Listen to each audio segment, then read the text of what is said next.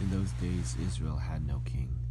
Now a Levite who had lived in a remote area in the hill country of Ephraim took a concubine from Bethlehem in Judah, but she was unfaithful to him. She left him and went back to her parents' home in Bethlehem, Judah. After she had been there 4 months, her husband went to her to persuade her to return. He had with him his servant and 2 donkeys. She took him into her parents' home, and when her father saw him, he gladly welcomed him. His father-in-law, the woman's father, prevailed on him to stay.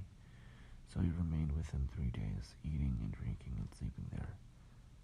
On the 4th day they got up early, and he prepared to leave. But the woman's father said to his son-in-law, "Refresh yourself with something to eat, then you can go."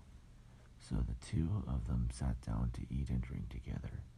Afterward the woman's father said, "Please stay tonight and enjoy yourself." Then when the man got up to go, his father-in-law persuaded him, so he stayed there that night.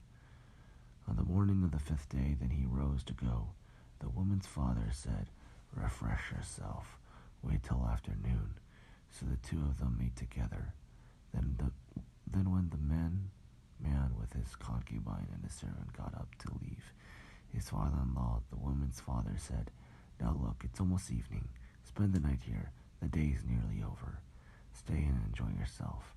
Early tomorrow morning you can get up and be on your way home." But unwilling to stay another night, the man left and went toward Jebus, that is Jerusalem, with his 2 saddled donkeys and his concubine. When they were near Jebus and the day was almost gone, the servant said to his master, "Come, let's stop at this night of the city of the Jebusites and spend the night." His master replied, "No, we won't go into the city, whose people are not Israelites. We will go on to Gibeah," he added. "Come, let's try to reach Gibeah or Ramah and spend the night in one of those places." So they went on, and the sun set as they neared Gibeah in Benjamin. There they stopped to spend the night. They went and sat on the city square, but no one took them in for the night. That evening an old man from the hill country of Ephraim, who was living in Gibeah, the inhabitants of the place were Benjamites, came in from his work in the fields. When we looked and saw the traveler in the city square, and the old man asked, "Where are you going? Where did you come from?" He answered, "We are on our way from Bethlehem in Judah to a remote area in the hill country of Ephraim where I live. I have been to Bethlehem in Judah, and now I am going to the house of the Lord. No one has taken me in the night. We have both straw and fodder for our donkeys, and bread and wine for ourselves, your servants, me, the woman, and the young man with us. We don't need anything. You are welcome at my house." The old man said, "Let me supply whatever you need. Only don't spend the night in the square." So he took him into his house and fed his donkeys. After they had washed their feet, they had something to eat and drink. While they were enjoying themselves, some of the wicked men of the city surrounded the house, pounding on the door.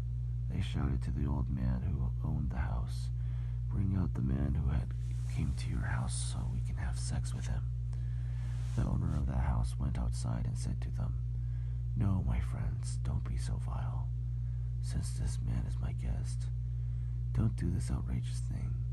Look, here is my virgin daughter and his concubine. I will bring them out to you now, and you can use them and do to them whatever you wish. But as for this man, don't do such an outrageous thing." But the man would not listen to him. So the man took his concubine and set her outside to them, and they raped her and abused her throughout the night, and at dawn they let her go. At daybreak the woman went back to the house where her master was staying, fell down at the floor, and lay there until daylight. When her master got up in the morning and opened the door of the house, he stepped out to to continue on his way, there lay his concubine, full in the doorway of the house, with her hands in the threshold. He said to her, "Get up, let's go." But there was no answer. Then the man put her on his donkey and set out for home. When he reached home, he took a knife and cut up his concubine limb by limb into 12 parts, and sent them into all the areas of Israel. Everyone who saw it was saying to one another, "Such a thing has never been seen or done, not since the day of the Israelites came out of Egypt.